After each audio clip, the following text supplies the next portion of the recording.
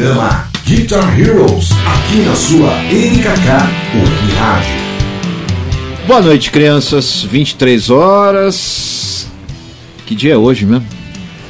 Hoje é dia 14. Porque a memória tá ficando cada vez pior, né?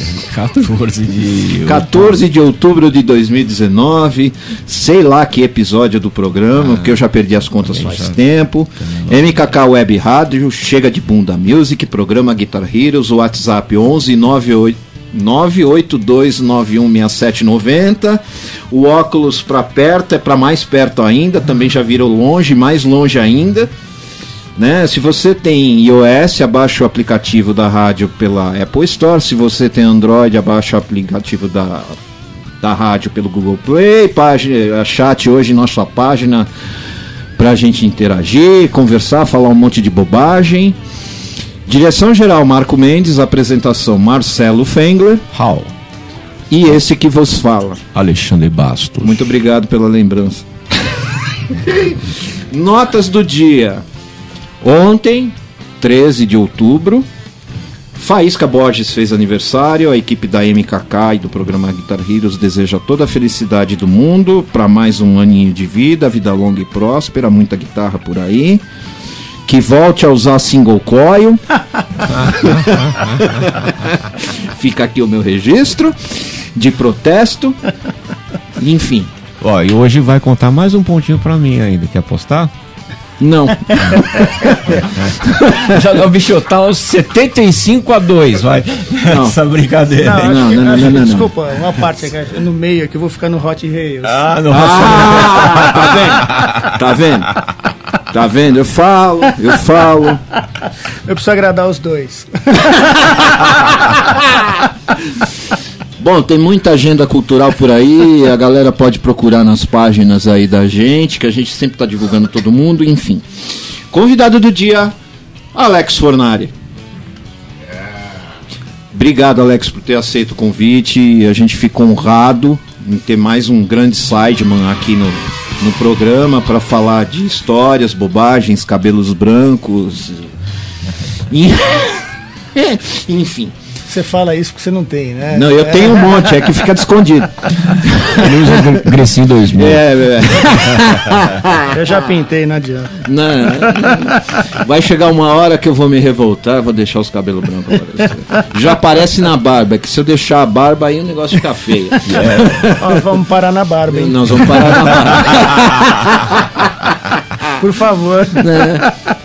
Alex, toda a sua carreira, né, começou como músico da noite, enfim, e aí teve um tempo que a GP americana olhou para o seu trabalho, mais precisamente o Mike Varney olhou para aquela sua fitinha cassete de um country que você mandou, e aí surgiu o Alex Fornari pro Brasil.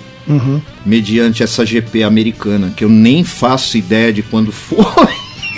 Mas eu tenho ela guardada em casa. Pô, obrigado. Na sessão Spotlight. Foi isso. E aí todo mundo começou a olhar para sua carreira mais de perto. Que era o Alex, todo mundo até então, Alex Fornari, guitarrista de toca na noite e tal, guitarrista legal. De repente ele resolveu gravar um countryzinho, mandou e bum, o Alex Fornari explodiu, né? E aí virou músico de estúdio, virou sideman, etc. Como é que o Alex Fornari hoje, depois de tanto tempo, enxerga isso? Boa pergunta. Bom, primeiro, agradecer ao Alexandre, o Marcelo, o Marcão. O Marcão é um amigo de muitos anos, né, Marcão? Opa! Dizer que você é uma pessoa muito generosa, que a gente... As coisas que eu posto sempre no Facebook, você é um cara que compartilha tudo do universo da guitarra, da música e outros assuntos também. Marcelo também, duas pessoas de intelecto incrível. Muito obrigado pelo trabalho que vocês estão fazendo. Me chamar aqui é uma honra incomensurável. Muito obrigado mesmo. Feliz por estar aqui, reencontrar meu amigo de muitos anos aqui, o Marcão, né?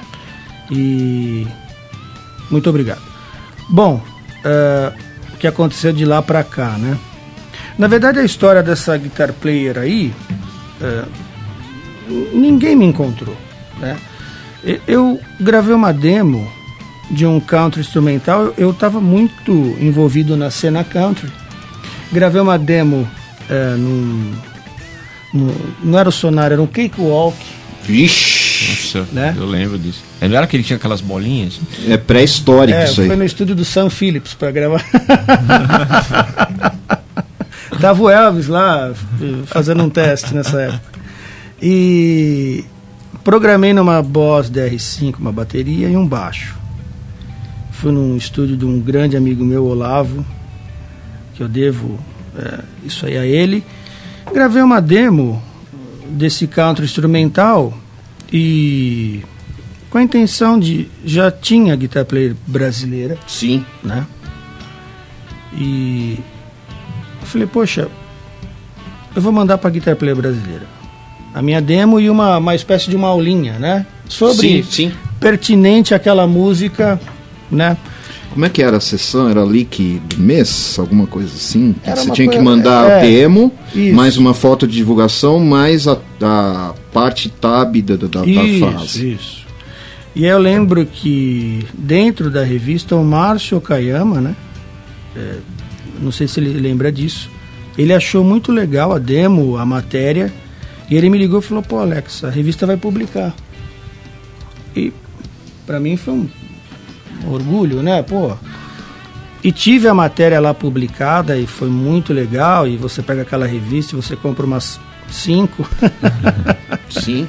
Né? Dá pra mãe, dá pra namorada, né? E aquilo foi muito legal, tanto da parte, né, o Davi, né, da guitar player e tal. E eu lembro ainda que eu escrevia a tablatura à mão, né, a partitura à mão, porque eu não tinha nem esses programas de escrever música. Sei, o finale. No final, encore. E foi em fita cassete, né? Bom, aí, quando isso saiu, eu falei assim, poxa, tem uma coluna na guitar player americana chamada Spotlight. Sim. Por que eu não... Vou tentar a sorte. Por que aquelas ideias, né, por que eu não mando pra lá? E aí eu fiz um CDzinho daquilo, com a parte e com a matéria da guitar player brasileira, porque eu acho que eles valorizaram muito o fato daquilo já ter sido publicado, até por formas legais, e também da guitar player brasileira ter assinado embaixo, né, dado um... A franquia deu uma chancela. né? Exatamente. E aí mandei, enfim, escrevi uma carta, né, era pro Jazz Obrecht. Sim. Ele que era Um dos editores, né? Peguei lá, pô, esse cara, vou mandar pra ele.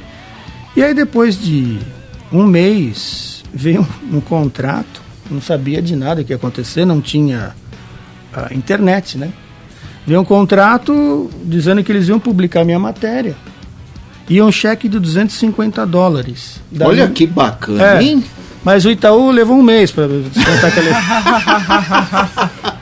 Cheguei com um cheque gringo, né? Levei um mês para receber. E que ia sair em novembro daquele ano, foi em 97. E aí, claro, eu falei, poxa, eu estava numa fase que eu estava muito desacreditado da guitarra, né? Não estava acontecendo nada. E aquilo foi importante, porque eu falei, poxa, peraí, eu estou indo por um caminho aqui, eu vou acreditar nisso aqui, né?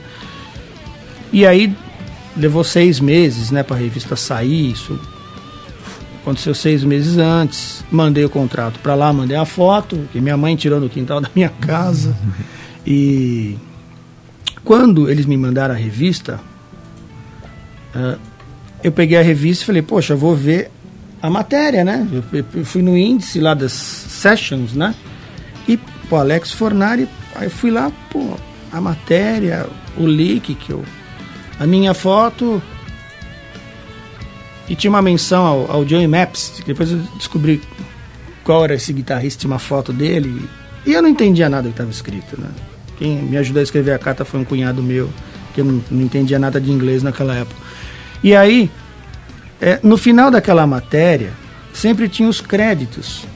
Então tinha uma do Brian Setzer, por exemplo, e falar, Brian Setzer é um guitarrista do Stray Cats. Eu falei, o que eles vão falar de mim, né? Alex Fornari, um guitarrista do Brasil, que é o vencedor da Spotlight desse mês. Eu falei, como assim? Winner? Pô, Spotlight Winners, né? Aí, Demo of the Month. Aí, C Page 97, até lembro da página. Pá! Quando eu vi lá minha foto, vencedor do mês, da demo do mês, tinham 3 guitarristas americanos, assim, no espaço menor, e metade da página eu. E aí o Dias Obrecht falou um monte de coisas e citou até trechos da minha carta, né? Que eu falei que viver de música era uma coisa muito difícil em qualquer lugar no mundo, mas eu falei, mas você imagine no Brasil, né? E ele citou esse trecho da carta, disse que eu tinha que mudar pro CEP tal lá, o código de área que era, depois eu fiquei sabendo que era do Texas. Aquilo foi importante, porque me deu um fôlego, né? Deu uma visualização, né? Muito, muito forte. Parafraseando Tatiana Pará, viver de música em qualquer lugar do mundo é uma tarefa difícil. No Brasil é sempre no modo Master Hard Plus com turbo ligado. Acho que talvez eu tenha sido o primeiro brasileiro a ter feito isso, mas assim, eu acho que o mérito aí da questão não é nem o mérito do trabalho da minha demo, né? Que eles gostaram muito do que eu fiz da minha demo, mas talvez da iniciativa, né? E o fato também de um guitarrista de country do Brasil, porque imagina que eles associavam a ideia, né, do Brasil, eles não podiam imaginar que uma coisa daquela pudesse vir daqui, né? Acho que foi um fato também curioso, né? Esse mérito, é claro, o mérito foi da ousadia. Mas sim, até a página 2. Um estilo que é próprio dos mascadores de chiclete é complicado. Exatamente. Né? E o mais louco, como você vê aqui, eu gravei aquilo com uma Charvel, com a ponte Floyd Rose travada com humbucker. E se você ouvir, e num JMP1, se você ouvir a demo, é uma Telecaster tocando. Pois é. Você vê que a juventude é um negócio impressionante, né, cara? Toing. A vontade de crescer, de conquistar um espaço quando você tem 20 e poucos anos é uma coisa inexplicável, que hoje a gente talvez não tivesse nem a iniciativa, nem esse booster, né? Sim. Hoje a gente já é aquele leão do circo que não tem dente, né? Que talvez não tem nem a segurança de querer fazer, né?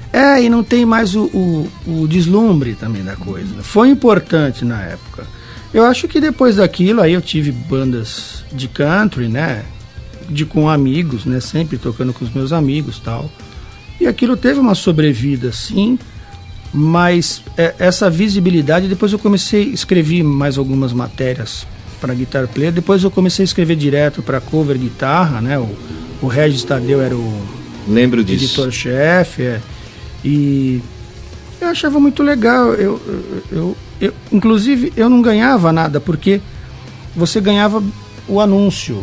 Exatamente, era né? uma permuta. Que você podia anunciar aula lá, e eu naquela época já não dava aula, então eu não tinha muito o que anunciar, mas eu tinha o maior prazer de escrever. E hoje, depois de, sei lá, 20... Isso foi em 97? Puxa vida. 22 anos, né? 22 anos. Tem muita gente que fala que viu aquelas matérias. Outro dia o Rodrigo Ribeiro, que é um tremendo guitarrista lá de Indaiatuba, ele tem guardado lá algumas... Eu tenho. Então, para alguém foi importante. Eu tenho a gringa. Nossa, eu tenho um armário. A gringa era o Jimmy Page na capa e o Hendrix. Exatamente. Eu tenho um armário em casa que Jimmy tem Page, Hendrix desde e 82. Beck. E Van Halen.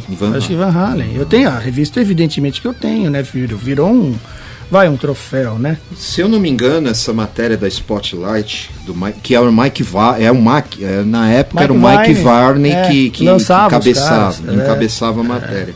Inclusive foi mencionada se eu não me engano, foi mencionada essa demo sua. Eu não lembro o nome da música. Eu acho que acho que nem tinha nome na época. Depois ela teve um nome que virou 1997 em função do ano, né? Do evento. Do evento. No ano que eu nasci, né? E se eu não me engano, foi mencionado numa revista chamada Guitar School. Isso eu já nem... Esse dado... porque tudo era muito preciso precário, verificar, né? porque eu tenho um armário cheio de tranqueira, inclusive revistas. Então, eu tenho um armário lá em casa, cara, que tem Guitar Player de 82, cara. Olha. Até quando eu parei de comprar, que foi 2013, 14. Você mora numa casa bem grande, então, né? É, Só pra guardar essas revistas num o galpão. duro é né? achar, né? O bicho? duro é Às vezes achar, você fala assim, cadê nossa, aquela? tinha aquela lá, onde será que ela tá? Foi muito legal. Mas, de fato, assim, mudar, isso não muda, né, a sua vida, né? Muda a sua vontade interna de continuar, né? Porque eu lembro que quando a revista saiu, eu não tinha dinheiro para comprar a revista. Quer dizer, eu ganhei uma revista, né? Eles me Ela mandaram. chegava aqui extremamente caro. E eu não tinha dinheiro na época, nem para comprar a revista, né? Mas foi importante, deu um fôlego. deu uma alegria, né? Ainda vejo com o maior carinho isso. Até pelo fato de como as coisas eram feitas na época, de você mandar pelo correio, né? Sim. Em nome de uma pessoa, e a pessoa do outro lado.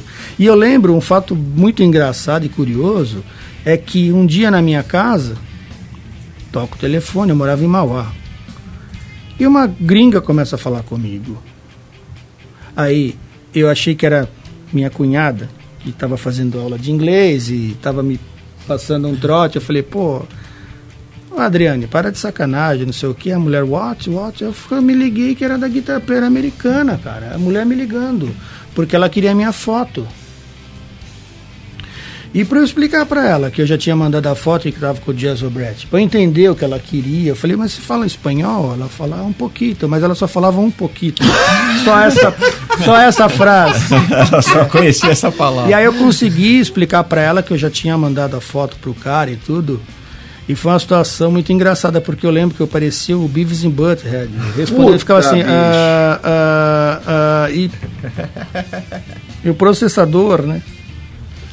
Mas foi legal. Depois mandei uma carta agradecendo ele, né? Enfim, ele não tá mais na revista, né? Faz muito tempo. Faz muito tempo. Mas foi legal. Foi bem legal. E saber que aquilo, né? Para alguém, né? Depois serviu, né? Para alguém. Para muita gente. Né? Serviu de inspiração para muita gente. Acho que foi uma coisa legal na época. Hoje eu não sei o grau de dificuldade de se fazer isso, né? Porque também, ao mesmo tempo, essa facilidade de você mandar também, né? O cara recebe também talvez 1 milhão de coisas lá, né? E na época acho que ele só recebeu a minha, né? Então, o mérito ele vai até um certo ponto, né? Eu tenho consciência disso. Mas de qualquer maneira serviu. Para alavancar. Serviu. Até mesmo a própria autoestima, a questão de confiança, vamos aí, confiança, dá para eu realmente ir por esse caminho, e aí aconteceu tudo que veio depois, né? E como é que foi a transição de músico da noite, tocando country e tal, para sideman de grandes artistas? Como é que isso aconteceu? Bom, aconteceu, eu sempre amei tocar cover, né? E sempre amei tocar country, e o country que a gente tocava também era cover, né? A transição aconteceu porque, como eu tinha uma iniciação muito legal no country music, a música sertaneja começou a flertar com o country music por causa do fenômeno Garth Brooks, Shania Twain e Alan Jackson, né? E aí algumas duplas, eles começaram a se associar a esse estilo. E não tinha muita matéria-prima no Brasil, né? De pessoas que dominavam essa linguagem. E aí eu comecei a fazer uma gravação daqui, outra. Já gravava, assim, mas de forma mais amadora, né? Então comecei a gravar para um, para outro, mas como eu tinha uma bagagem muito forte de cover, então eu também atuava muito bem no pop, rock. Então esse foi um outro lado que começou também a usar na gravação, né? Porque o cara sabia que, depois ele percebia que eu não tocava só country, que eu tinha uma linguagem que se o cara falasse, pô, mas eu queria aquele som de guitarra do George Harrison. Ah, tudo bem. Eu queria esse som de guitarra do Andy Summer. E aquele delay do The Edge, eu tinha tudo isso embaixo da manga, além do lance do country, né? Graças à bagagem da noite. A bagagem da noite.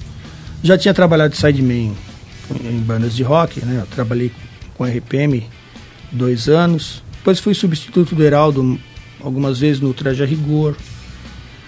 E comecei indo. Depois trabalhei com o Eduardo Araújo, que ele estava bem voltado nessa praia do country. Eu tive uma banda de country de música própria, mas não aconteceu muita coisa. E foi indo, porque aí a sua rede de pessoas que você trabalha, ela vai ampliando. Porque eu sempre toquei com muita gente, né? Era a forma de você tocar, era de você estar em bandas e a gente sempre teve vontade de tocar com outras pessoas, então vai aumentando a sua... É uma coisa que hoje as pessoas precisam se atentar mais, de você sair menos, né? Não ficar tanto em casa, né? Dentro do computador, das redes, e tocar com as pessoas. Sim. Né? Você vai ampliando o que eles falam de networking, né? Network, e um trabalho leva a outro, enfim, foi aí que começou tudo. Tô há 14 anos lá no Zezé. Uma carreira longa como sideman, né, Marcelo? Opa! É difícil você pegar um músico que fica tanto tempo como sideman de um artista, né? São casos bem... Eu até fiz um post outro dia que eu estava vendo um programa de televisão, estava tocando o Zeca Pagodinho. Sim. E aí tem um músico lá na banda dele que o cara tá 36 anos na banda dele. Desde o começo. No Zezé tem pessoas que estão lá há 28 anos, desde o primeiro show. Complicado, né? É tão diferente, né?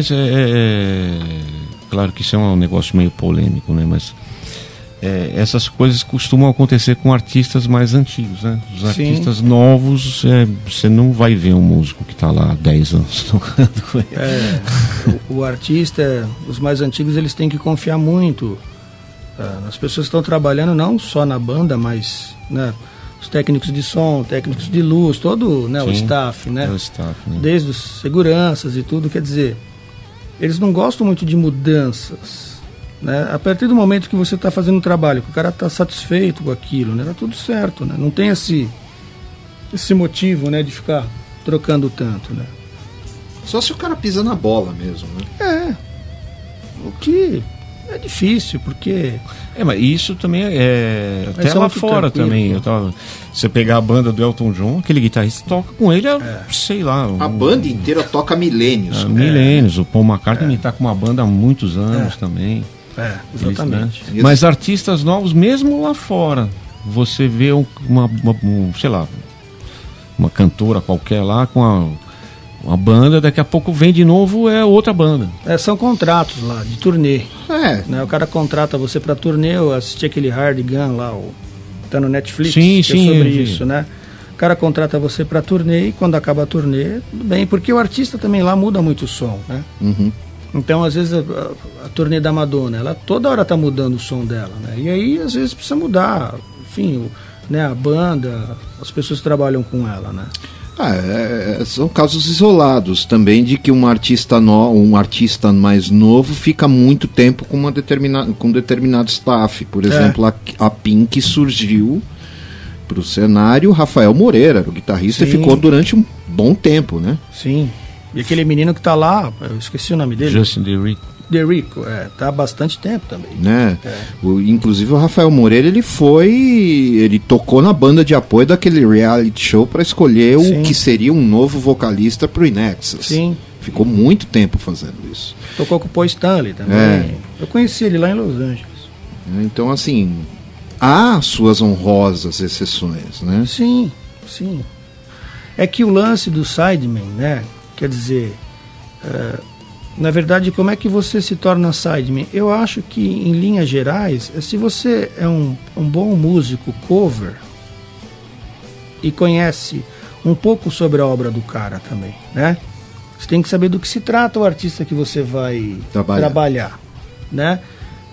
Qual a postura, né, musical, o que você pode fazer exatamente igual e aonde você pode ousar, onde você pode também contribuir para o trabalho do cara. Desde que o artista te abra esse precedente, né? Então, por exemplo, eu trabalho com o Zezé, com o Luciano, existe uma abertura de oferecer também coisas, né? Eles estão abertos a... Isso é legal, às vezes dá certo, às vezes não, vamos fazer do jeito que, né, da forma original, tal, eles estão... Então a gente também tem que saber até onde você oferece, o que oferece, até onde você... Eu tiro tudo igual. Qualquer trabalho que eu vou fazer, eu toco exatamente igual. A partir daí, então tudo bem, a gente posso até atualizar o som, né? Não preciso fazer o mesmo som de guitarra ou de violão da época do todo cara, show, né? Se tiver que fazer também, tudo bem, né? Você tem um trato. Mesmo porque tem alguns sons dessa época, assim, que são bem característicos da época mesmo, né? Alguns sons que são meio digital, de guitarra. De guitarra na linha, por exemplo, sem simulação. Que é bem as aberturas típico, de vozes, né? que é sempre bem característico mesmo, os intervalos, às vezes quartas, às vezes quintas, né? Muito. Assim, não tem música fácil, né? Cada música tem um macete diferente, né? Sua peculiaridade. Então, assim, jamais subestime, né, o trabalho de qualquer artista, porque cada um tem o seu, né? Teve coisa que eu fui fazer de outros artistas, falei, nossa, que roubada que eu entrei, porque eu não entendo nada do trabalho desse cara aqui. Né? Eu vou ter que me sair correndo, né? Me virar, né? Aí é onde entra um lance que eu e o Marcelo a gente fala bastante, assim. A gente vê uma garotada que tá tocando ultra bem. Sim. Tecnicamente o nível aumentou daquele nível que era a nossa época, que era um nível alto naquela época. Sim. Anos 80, 90 já era um nível alto, hoje a molecada toca no nível 10 vezes mais alto. Exatamente. Né? Mas falta esse lance. Às vezes eu vejo uma molecada tocando super bem, não acho ruim, muito pelo contrário. Mas acontece também que falta o lance da preparação profissional. Não estou dizendo que o cara não é profissional. Sim, o cara é profissional, mas falta o lance da preparação, que é aonde entra. E aí vai o cara, o músico do bar, da banda de bar, o músico da banda cover, o músico da banda de baile e o sideman. Sim. Falta preparação. Aí vai cair naquilo que o Alex falou. Você tem que tocar com outros músicos, você tem que viver. Exatamente. Não adianta você ter um play maravilhoso, mas dentro do seu quarto. A vida na pista não rola, né? Então, porque assim, é aquele conceito de que o músico profissional não é só o que ele toca. Não. É o comportamento dele, é tudo, principalmente o cara que é um sideman, ele tem que estar lá. Tem horário, tem uma série de outras coisas. Sim. Né? Posturas, exatamente. Você tem que levar em conta que isso é básico. Você tá lá para enaltecer o trabalho do artista. Exatamente, você é o garçom, né? Exatamente. Isso, exatamente. Pessoal, a gente já tá chegando no final do primeiro bloco. No próximo bloco a gente volta com Alex Fornari. A gente vai falar um pouquinho mais sobre o que é o sideman, o que é de fato ser o profissional, e vai falar sobre curiosidades. E a gente volta para aquele famigerado game. MKK Web Rádio, programa Guitar Hero, chega de Bunda Music.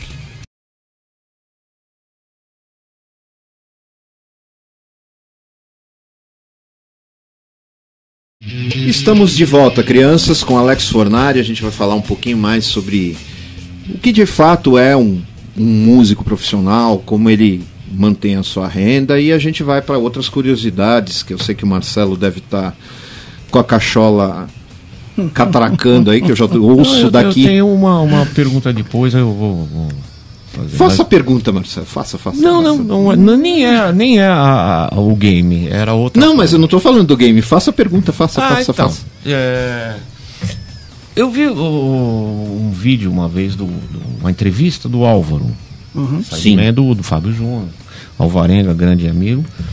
Mas ele estava falando o seguinte, que ele usa pedais analógicos para tocar. Sim. Ele não confia em equipamentos digitais para a situação de palco, de shows e viagens e tudo, né? Na minha época de sideman era um pouco diferente. Eu viajava com um rack de efeito, com um monte de coisa, com potência mesa bug. E hoje em dia eu vejo grande parte dos sidemans tocando com equipamento analógico, pedais. Porque aí vai cair naquela história de que o pedalzinho, a pedaleira, quebrou, não sei o que, você tira aquele pedal fora, o negócio não para de funcionar. Sim, você chuta o pedal para longe e o resto continua funcionando. Já o digital já me deixou na mão várias vezes. Opa! Cara. Eu me lembro uma vez, bicho, eu usava aquele... Não sei se você lembra aquele Harmonizer IPS-33B. Da Digitec? Tava fazendo uma gig com o Jean Giovanni. Das dobras de guitarra. Tocando aquela música Cheiro de Shampoo. Sério? Lavamos nós. Cara, aquilo era aquelas dobras de guitarra. E aí eu tinha presetado aquilo, não me lembro agora, mas era, sei lá, o preset era 45. E aquele negócio era super sensível à variação de voltagem, ele dava um pico, ele caía e voltava sempre no preset número 1. Ele voltava no primeiro banco lá. Você entrou a dica do Norba, né? Então, o Norba era já deixa no número 1. Mas eu só fui descobrir isso depois, né? Na hora do 1, 2, 3, 4, na Lady Murphy, deu um crepe lá, e em vez de entrar o Harmonizer lá em terça, não sei o que, entrou um som de coros lá, um troço chamado... Agradeça. Podia ter sido pior. Podia ter entrado num outro tom, aquele Harmonizer num tom totalmente diferente. Então, mas e aí, assim, você, o que você usa para trabalhar no seu trabalho? Tá, bom, durante muito tempo, né, eu usei simulador, né, usei os pods, né, eu tive todos. Feijãozinho e aí vai. Eu comecei com o GT5, né? Sim, aquela azulzinha. Que é legal. E aprendi muita coisa daquela pedaleira. Depois eu passei pelos pods e fui usando simulação e eu não cheguei a entrar no Fractal e no Kemper, né?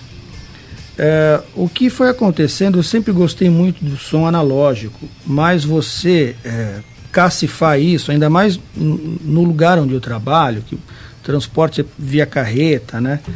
E é muito complicado, às vezes a gente tem muito pouco tempo para passar o som, né? Quando tem, né? E televisão, a gente já chegou a fazer, por exemplo, Faustão, ao vivo, de passar o som no intervalo do programa. Então, às vezes você tem 2 minutos, 3 para plug and play, né? O que acabou acontecendo é que, com o passar desses anos, esse equipamento digital, não é que ele me criou uma fadiga. Eu hoje uso analógico, uso pedais, ampli e valvulado, porque o equipamento digital é muito bom, ele funciona perfeito todas as vezes que você precisa dele, mas ele me tirou a inspiração. Certo. Então, eu uso hoje analógico, eu tenho consciência do fracasso, né? Eu acho o fracasso uma coisa importantíssima na nossa vida, e a frustração, porque toda vez que eu uso esse equipamento ele dá um pau, aquilo gera uma frustração em mim, né? E aí eu vou para casa e falo, pô, não quero mais saber disso, mas no dia seguinte eu falo, não, peraí, vamos para cima, eu vou mudar isso, e foi isso que eu fui fazendo ao longo dos anos, né? Eu acho o equipamento digital muito, muito bom, mas a partir do momento que eu não tenho mais a possibilidade do erro, porque se você pegar qualquer equipamento digital, desde do software de um computador até o Kemper, o Fractal, a possibilidade de dar um erro ali é zero, né? E isso não me inspira mais, porque muitas coisas, muitos sons que eu descobri, inclusive que eu gostei, eles foram por acidente. Então hoje eu preciso da possibilidade, não só falando sobre música, né? Mas na vida eu preciso da possibilidade da frustração e do fracasso, senão eu não evoluo. Vira meio que um motivador, né? Né? E depois que aí eu acostumei com o som analógico, porque também foi uma coisa complexa de eu colocar isso em prática, né? A partir do momento que fala assim, bom, essa carreta ela vai pro Ceará com o meu ampli valvulado, mas eu tenho sempre um plano B. Sim. E aí, assim, eu ponho 3 microfones no falante, eu levo comigo meu microfone de fita, ponho 2,57 e o de fita que foram meses e anos para descobrir o melhor lugar para ele. Aí o que acontece? Talvez para quem está assistindo, eu tenho certeza, né, quem está ouvindo o show, não faça diferença nenhuma. Mas para mim faz. De eu chegar antes e tirar o meu microfone da minha bolsa e colocar a lanterna do celular e tentar achar o ponto que eu, né, certo. E eu tenho um blend, né, eu tenho uma mesinha que eu faço o blend desses 3 microfones. E mando um canal só pro... Eu não dou trabalho pro técnico. Você faz a mandada direto pro técnico de monitor, que ele manda já pro técnico de PA. São independentes, na verdade. E esses amplos, né, valvulados nunca chegaram quebrados lá? Muitas vezes. Você ligar e ele tá morto. Mas esse é o legal. Aí assim, eu tenho um backup, um transistor, um pequenininho que viaja com um crate, que mora lá. Aquele power block. Exatamente. Nossa, é legal esse ampli, cara. Eu gosto desse ampli, cara. Quem tinha um ou tem... Quem tem um, eu sei que tem, que o Heraldo tem um Power Block. Aquele pretinho, aquela cabeça pequenininha, né? Se eu não me engano, o Márcio Alves tem ou tinha o Power Block. Ele anunciou e eu me arrependo de ter comprado. Mas não se acha mais, né? É difícil, cara. Cara, tem um, não sei se vocês já ouviram falar, tem um que chama Kilter. Sim. Já ouvi falar. É sensacional. Com o quê, né? É sensacional, pequenininho. Cara. Tem o do Greg Howe, o Dave Mark lá. Dave Mark, tem o do Eric Gales. Mas tô falando o seguinte, que quebra e não tem problema. O problema é você não ter uma solução, né? Uma solução B, né? Ou C. Eu tenho B, ou C. todas as letras do alfabeto. Já aconteceu muita coisa nesse... Já aconteceu de chegar lá, o amplivalvulado não falar, o transistor também não, aí vamos para qual que é o plano C? É o simulador para ligar na linha? A gente liga em qualquer enceradeira e vai embora. Agora, eu tô falando isso porque foi uma decisão pessoal e de coragem, porque eu te falei, eu preciso dessa possibilidade e também... eu enjoei desse pedal, eu substituo aquele, aí curto, eu preciso de incentivo, né? Você está 14 anos no mesmo trabalho. Você vai mudar alguma coisa para manter eu mudo funcionando. sempre, mudo a guitarra, mudo às vezes o fraseado também, né? Mas eu estou falando que eu hoje, e para gravar também, gravei muitos anos com os pods, né? Comecei a gravar em estúdio com os amplis, que foi até uma exigência na época, vou gravar com um amplificador. Sim. E aí o que aconteceu? As pessoas até então, eles não tinham muita prática de se gravar com ampli. Pelo menos no segmento onde eu transitava, porque quando eu chegava com o meu pod lá, o som estava pronto. E, diga-se de passagem, bom. Estéreo, coros estéreo, delay ping-pong, funcionava muito bem. Quando eu comecei a levar o ampli, eu comecei a ficar frustrado, porque eu falava, mas o som do ampli que está lá dentro não é esse que eu estou ouvindo. E aí eu comecei a falar, mas por que isso? Né? Então, aí eu comecei a pesquisar o lance dos microfones, eu fiz uma isolation cab no meu home studio, né? E aí comecei a aprender a tirar o som do falante, que é uma outra arte também. Sim. Né? Às vezes você acha que você vai botar um 57, né, entre o centro e a borda e vai timbrar, não é bem assim, é um microfone duro. Aí eu comecei a fazer um blend dos microfones, comprei um Royer, né, de fita, microfone caríssimo. Sim. E comecei a gravar com ele em casa. E agora, enfim, aí, na estrada eu tenho um que chama Cascade, que é um microfone muito mais em conta, barato, perto do Royer, e anda comigo, eu coloco no falante. Eu acho que precisa ter o ritual. Eu preciso desse ritual. Guitarristas, entendeu? E seus rituais, né? Porque às vezes você vai tocar no rodeio, você está cansado, com sono, o rodeio atrasa, aí você vai começar a tocar 1h30 da manhã, e se você entrar nessa derrota, vai ser difícil passar aquelas 2 horas ali. Então, eu fico entretido com o pedal, o delay, o volume um pouquinho mais para cá, não, para lá, não, vou colocar mais esse 57 que está no centro, e eu vou me interagindo durante o show, isso é muito legal. Vai ajustando mesmo, aquela coisa, é uma coisa que o Kailê fala, né? Guitarrista não é guitarrista se não for mexer no botão do pedal ou do amplificador. Né? Eu preciso disso. E eu acho que essas tecnologias de Kemper, Fractal, eles chegaram numa coisa incrível, não tem o que questionar. Porque você salva a cena e tá tudo certo, né? O Marcelo gosta muito dessas tecnologias. Não, e eu acompanho ele tem o Fractal.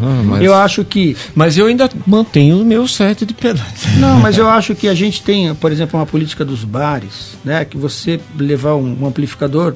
Hoje vira uma heresia, né? Vira Você tá com um amplificador lá dentro do porta-mala do carro, você abriu a porta-mala, abaixa aí. Tá alto, exatamente.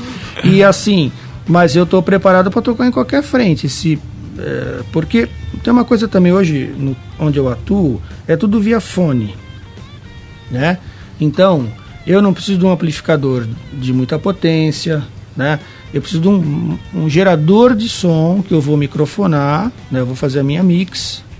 E eu ainda tenho uma grande vantagem, além de poder usar o set que eu quero lá, porque transporte via carreta, eu não carrego as coisas, né? Eu tenho ainda um monitor da Nexo, só para mim, com uma mesa e uma potência para mim. Então, aqueles microfones que vão para os técnicos, eles também vão para aquele monitor. Então, eu tenho som de guitarra atrás, na frente e no fone. Porque eu preciso dos feedbacks. Então você já tem tudo confortável para você, uma situação confortável. Eu vivo um sonho ali. Agora, quando eu vou tocar em outro lugar, que eu tenho que me adaptar a uma outra situação, não tem problema. Outro dia eu fui gravar o Amado Batista, né? Aí o técnico falou, Alex, a gente vai gravar todo mundo junto, e a bateria, a gente não tem como separar os estúdios. Você pode trazer o pod? É claro. Levei o pod, tirei o som, e o som ideal, inclusive, para aquela situação, ficou legal. Eu não tenho problema, não tenho trava. É uma coisa que o Marcelo defende, para cada situação, uma ferramenta. Eu também gosto disso. Claro. Apesar que eu sou um cara um pouco mais chato. Eu prefiro muito mais o som de amp e som de pedal. Sim. Lógico, o simulador resolve. Não digo que não vai resolver. Resolve, tanto é que eu uso um plugin de computador que é o Bias FX, que para mim é a situação ideal. Muito. Eu não explorei tudo ainda. Eu tenho lá o Plex, tenho lá o Twin e para mim tá tudo bem. Obrigado. Algumas pessoas dizem que soa muito digital. Eu não percebo isso. Eu tô acostumado muito com a sonoridade do Twin. Tem que tomar muito cuidado com o que as pessoas acham também, né? É verdade. Porque a gente tem especialista para tudo hoje, né? E assim, eu lembro que quando eu gravava muito e usava só o pod, né? As pessoas criticavam, mas o resultado para mim de uma gravação, né, tem um lance de falar sobre gravação também que eu acho pertinente, é o LR final. Pois é. Né? Como foi feito, né, como foi gravado, não tem a menor importância. Não tem a menor importância. E assim, aquele purismo, ou assim, gravando o primeiro take, não, emendou pra caramba, não, levou 2 horas para gravar um solo. Eu acho que a pessoa, quando vai ouvir a tua música, não interessa, aquilo não é uma coisa de avaliação. Olha, poxa, ele gravou, ficou bonito, mas ele ficou o dia inteiro no estúdio gravando, e ele leu mal, aí as convenções ele... Tudo bem, mas, gente, o que interessa para mim é o produto final. É o produto final, não é como foi feito, né? Aí é onde junta a pergunta do Marcelo com esse lance. É a preparação do profissional. O que é ser o profissional de fato? Não é o profissional... Lógico, a gente tem que ter o play um dia. Sim. Mas às vezes o que uma parte da garotada não consegue entender, ou é um universo muito distante para eles, é o que o profissional não é o cara que estraçalha em todas as técnicas, ele tem um alto nível mecânico, tocando. Quando eu estou falando de mecânica, eu estou falando de técnica, estou falando de abordagem. Técnica é um assunto muito maior do que isso tudo que a gente está falando. Mas é aí que está a preparação do profissional. O profissional, primeiro, no seu caso é sideman. Eu e o Marcelo, a gente já fez esse lance de sideman. É a preparação, é pesquisar o trabalho do artista, o que ele usa, qual que é o som dele de guitarra, o que ele gosta de ouvir. Eu já sei tudo, do Zezé e do Luciano eu conheço tudo. Qual é o repertório de acordes, qual é o repertório de escala, como é que o som de guitarra que ele gosta. Aí vem o lance de você tirar o repertório. Pô, é legal eu canetar isso aqui pra memorizar? Será que é legal eu levar no show partitura? Porque tem músico tem artista que não gosta que o músico dele leia. No Christian Ralph eles não admitiam partitura. Ele falou que o Christian falava, vou chutar as estantes. E aconteceu isso. E a gente decorava, né? E tem outra questão, é a postura. Você falou bem, a postura. Eu concebo o seguinte, até porque eu trabalhei também como sideman numa época. Você tem que ser o cara cuca fresca, mas não é o cuca fresca voado. É o cara que, se o artista chegar lá bicudo, você tem que entender o cara. De boa. Isso é uma coisa menor. Se é uma situação que você não está confortável, você tem que levar numa boa. Você não pode nunca... Na verdade, eu aprendi essa frase há muitos anos atrás. O músico sideman, ou o músico profissional, ele não cria problema, ele resolve. Então você tem que ter uma série de posturas, que às vezes é isso que falta muito na garotada. Então, mas acho que talvez por falta vivência, de experiência, por vivência. Porque aí... Porque você pega, por exemplo, que nem o Alex. Ele passou pela noite, ele tocou... Acho que tocou em baile também. Sim. Tocou até chegar a ser um sideman, ele teve um caminho longo, né? Hoje em dia, por exemplo, a molecada não tem essa vivência de tocar no bar, de tocar no baile, de tocar não sei o que, de acompanhar um artista pequeno até chegar num artista e depois maior, eu também acompanhar um artista menor, de tocar no bar também, eu faço tudo isso. Sim, eu gosto de continuar dia... a tocar nos lugares, em situações totalmente atípicas da minha zona de conforto. Agora, uma coisa muito importante que foi uma decisão que eu tomei há muitos anos atrás, e uma das poucas que eu acho que eu acertei, eu me conscientizei e fiz um trato comigo que eu queria ser um guitarrista que tocasse muito simples e que fizesse aquilo bonito. Eu tenho um saxofonista que trabalha com a gente, o Bira, que tudo que eu às vezes gravo, eu mostro pra ele fala que eu sou o cara que sabe fazer o solo do dinheiro. Isso eu considero um talento, de você fazer o solo do dinheiro, que significa um solo onde as pessoas não vai criar uma situação de desconforto. O solo do dinheiro é um solo simples, né? Então eu fiz um acordo comigo e falei, olha, eu achava que existia essa lacuna no mercado, porque todo mundo... A gente é de uma época, uma geração dos excessos, né? Diga-se de passagem, né? E ninguém estava afim de tocar simples. Agora, quando você vai fazer uma gravação e a música tem 3 acordes, e você vai gravar um violão, você vai ter que tirar um som bom de violão tocando, né? Aqueles 3 acordes eles têm que estar afinados. Sim. Vai fazer um Ré maior afinado no estúdio. Entende? O Ré maior é uma coisa que, se a gente falar isso, né, para um cara mais, enfim, eu vou falar aqui, pô, o que é isso? Então, eu resolvi simplificar minha vida, e estou simplificando cada vez mais, não só no sentido musical, mas no sentido da vida mesmo. Assim, vida como ser humano. Como ser humano, simplificando ao máximo, mas tentando, dentro daquela simplicidade, buscar uma excelência, né? Então, isso foi um pacto que eu fiz comigo e com o meu ego, que eu acho que foi bom. Que é aquela velha e boa frase, aquele velho e bom ditado, né? Ser simples é ser simples, não significa que é ser fácil. Exatamente, né? É bem difícil, né? Eu acho que existem momentos que você pode, evidentemente, exceder e tudo mais, mas essa história do tocar simples, pouca gente topa, né? Porque a gente tem um lance de ego muito forte e nós nos espelhamos nos nossos ídolos, né? Que são caras de egos gigantescos, né? Principalmente dos anos 80, onde a figura do Guitar Hero, né? Das revistas, né? Dos grandes shows. Então a gente se inspirou muito nessa turma, né? E eu acho que nós passamos por sérios problemas, né? Foi importante por um caminho do desenvolvimento musical, né? Mas eu acho que existia um limite. Se você quiser ser um músico de mercado, de trabalhar, né, trabalhar, viver da música, você tem que ter um pacto, porque na minha geração todo mundo queria ser o próximo Steve Vai. E no planeta já foi difícil, né?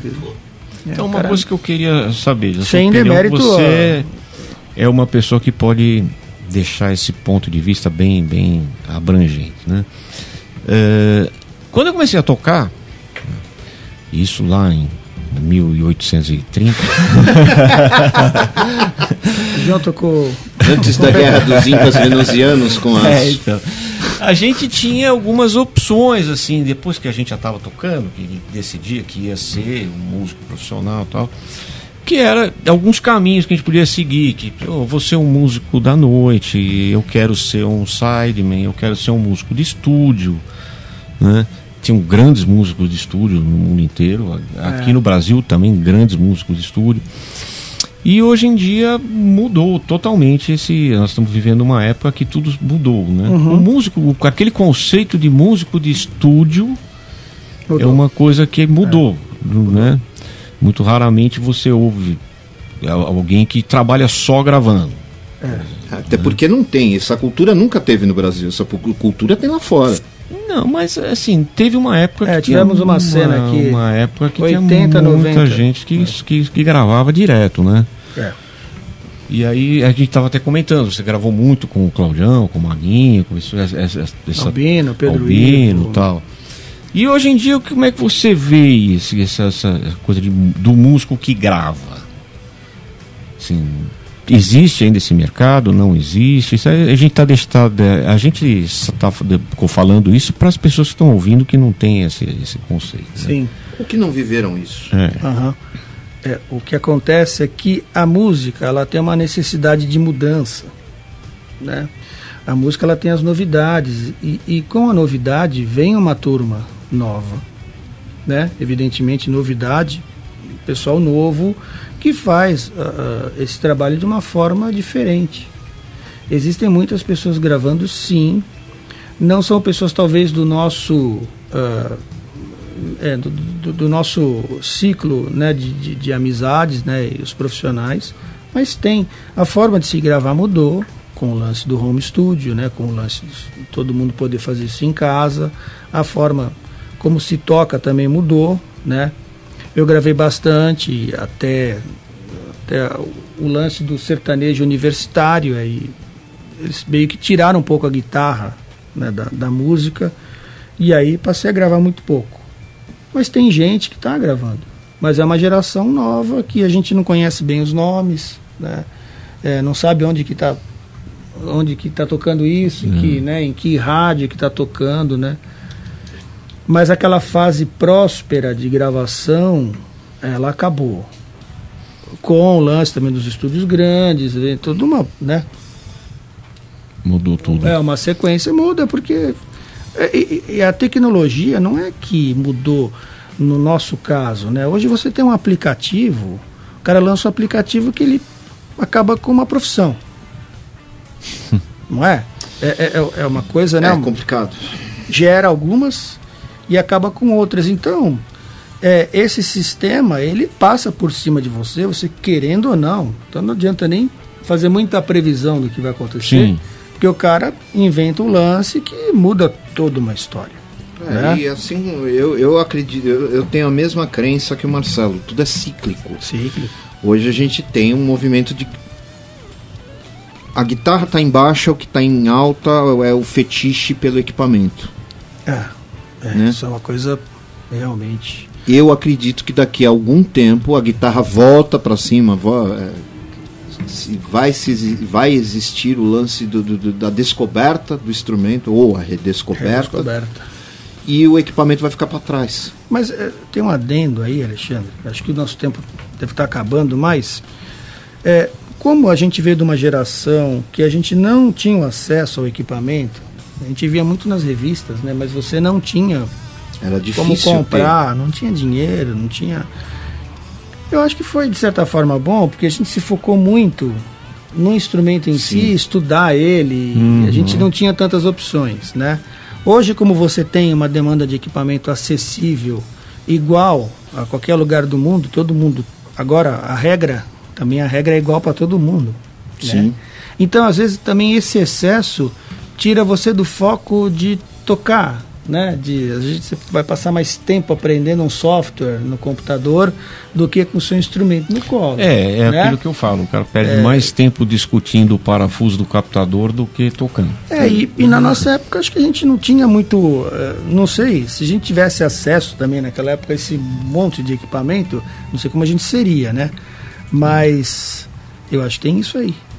Bom, senhores, o tempo é curto, a conversa é boa, mas infelizmente esse episódio do programa Guitar Hero chegou ao fim. Alex, a gente te agradece muito. Eu agradeço por ter aceito o convite. É uma honra estar aqui conversando com você. Obrigado, eu também. E é isso, senhores. Acabou. Hoje não tem game. Não quero. Não. Você vai perder. Não. Bom, eu parei no Atari. Sensacional. Gente, até o nosso próximo programa Guitar Heroes. A gente vai chamar um outro sideman, se tudo der certo, né, Marcelo? Vamos ver. Estamos negociando. Estamos negociando o passo. Me passa o nome. Estamos falando com o produtor, com o empresário. Mas teve uma pessoa que te mandou um abraço. Fred Andrade. O Mimoso. Mimoso é teu fã. Eu também sou fã dele.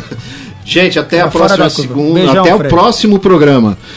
Grande abraço, até a próxima. Muito obrigado. Tchau, tchau. Gente.